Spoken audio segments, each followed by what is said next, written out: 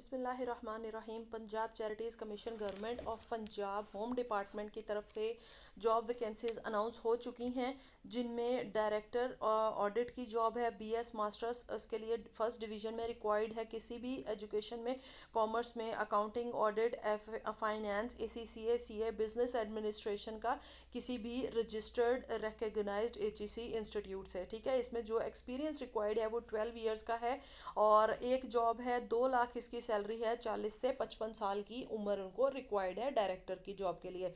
Deputy director के लिए जो रिक्वायर्ड है वो है बीएस डिग्री है, ठीक है। मास्टर्स होना चाहिए। फर्स्ट डिवीजन में 16 year of education, business administration, management sciences, public administration की जॉब है, ठीक है। 5 साल का एक्सपीरियंस रिक्वायर्ड है इसके लिए और एक जॉब है इसकी भी। और इसकी सैलरी जो है 1.5 लाख तक है। 30 से 50 साल की उम्र तक के लोग इसके लिए अप्लाई कर सकते हैं। डिप्टी डायरेक्टर की जॉब के लिए बीएस मास्टर्स वही सेम टू सेम है, ठीक है। मैनेजमेंट साइंसेज में होना चाहिए और आपकी जो क्वालिफिकेशन है पब्लिक एडमिनिस्ट्रेशन में, ठीक है।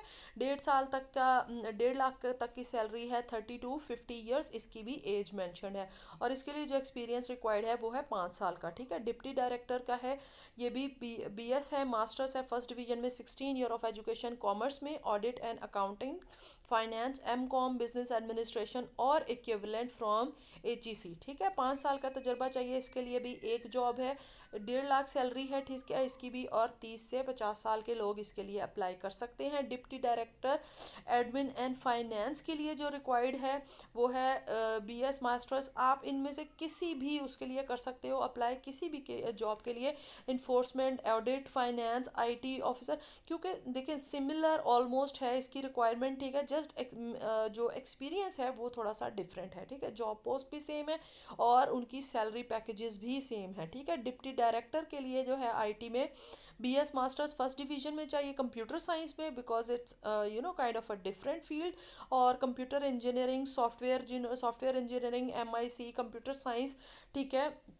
बीएससीएस जिन्होंने किया हुआ है वो लोग भी इसके लिए अहल हैं अप्लाई करने के लिए। 5 साल का एक्सपीरियंस रिक्वायर्ड है और 150 जो है 1,50,000 इसकी सैलरी जो है वो मेंशन की गई है यहाँ पे।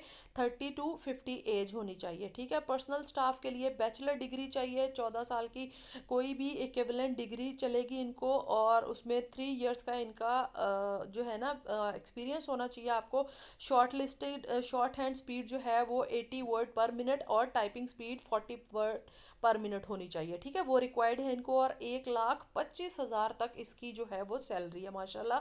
और 25 से 35 ईयर्स तक की जो है वो एज रिक्वायर्ड है, ठीक है। एमएस ऑफिस में थोड़ा सा आपका एक्सपीरियंस जो है वो अच्छा होना चाहिए, प्रोएफिशिएंसी लेवल होना चाहिए। अच्छा जी, रिसर्च एसोसिएट्स की जॉब में बैचलर्स की डिग्री रिक्वायर्ड है फर्स्ट डिवीजन में, ठीक है। फ्लुएंट होने चाहिए हो आप, इंग्लिश कन्वर्सेशन आपकी अच्छी होनी चाहिए, ठीक है। और ऑफिस नॉर्म्स का आपको आइडिया हो। Must be proficient in IT field, okay. अच्छा, इसकी जो जॉब है 4 जॉब पोस्ट अनाउंस हुई हैं इसके लिए और 1 लाख सैलरी इसमें जो है वो मेंशन की गई है और 25 से 35 साल तक की एज मेंशनड है इसमें, ठीक है। जूनियर कंप्यूटर ऑपरेटर, इसके लिए ये जॉब बहुत आइडियल है।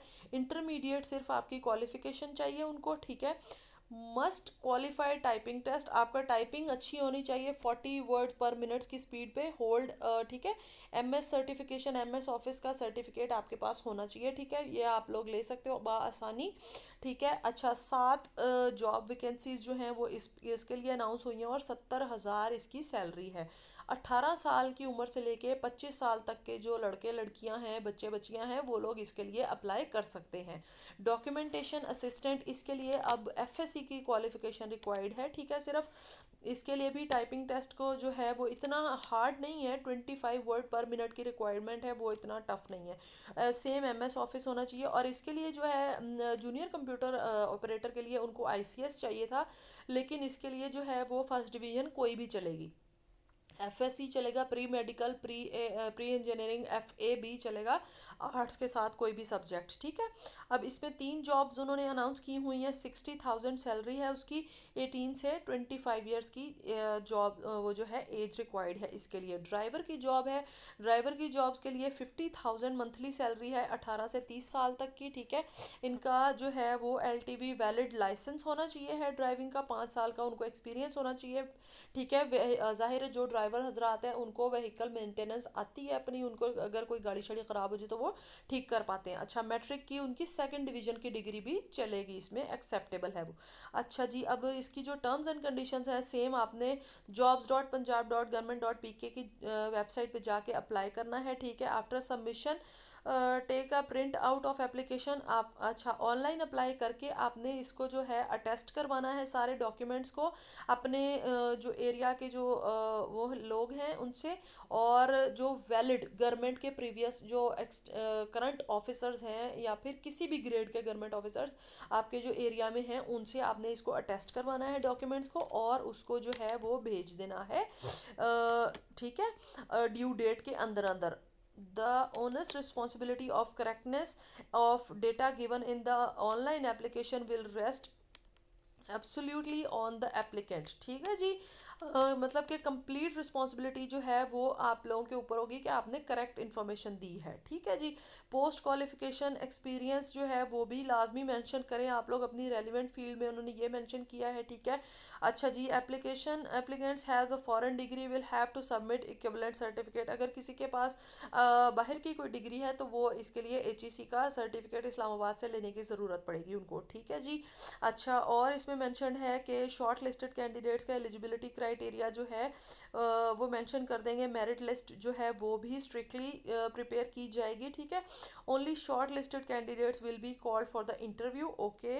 अच्छा जी, ओके, ये मेंशन है सीरियल नंबर 1 से 6 तक, मतलब कि यहाँ तक सही है।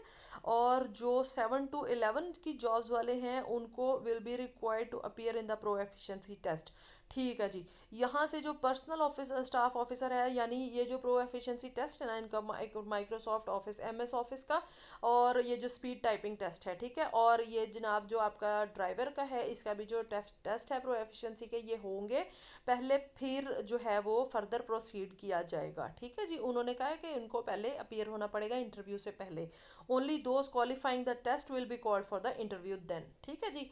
अच्छा, इनकम्प्लीट एप्लीकेशन जो है वो रिजेक्ट हो जाएगी। वैलिड आपके पास डोमिसाइल होना चाहिए है पंजाब के सूबे का। अच्छा, कि अगर आप प्रीवियसली किसी गवर्नमेंट के इदारे में काम कर रहे थे तो आपको NOC सबमिट करवाना पड़ेगा, ठीक है। और इसकी जो लास्ट डेट मेंशन्ड है इसका काफ़ी टाइम है आपके पास, सुकून से अप्लाई कीजिए। अगर कोई प्रॉब्लम आती है तो मुझे बताइएगा कमेंट सेक्शन में, मैं आप लोगों को प्रॉपरली गाइड कर दूंगी स्टेप बाय स्टेप कि आपने इस पर अप्लाई कैसे करना है, ठीक है। लास्ट डेट जो है 25 अक्टूबर 2025 दी गई है इस जॉब के लिए। मैं पर्सनली रेकमेंड करूँगी कि जो लोग भी इनमें तो देखें एक्सपीरियंस चाहिए है, 5 इयर्स 4 इयर्स, इतना 12 इयर्स। अगर आपके पास इन जॉब्स के लिए एक्सपीरियंस है, इनकी सैलरी पैकेज बहुत अच्छे हैं माशाल्लाह। अगर आपके पास इनके इक्विवेलेंट डिग्री और एक्सपीरियंस है तो आप लोग लाजमन अप्लाई कीजिए इन जॉब्स के लिए। और अगर आपकी क्वालिफिकेशन थोड़ी सी भी जो है मैट्रिक और FSC लेवल की है तो आप लोग लाजमन ये वाली जो जॉब्स हैं इनके लिए लाजमी अप्लाई कीजिए। पर्सनल स्टाफ ऑफिसर के लिए 1,25,000 की सैलरी है मंथली।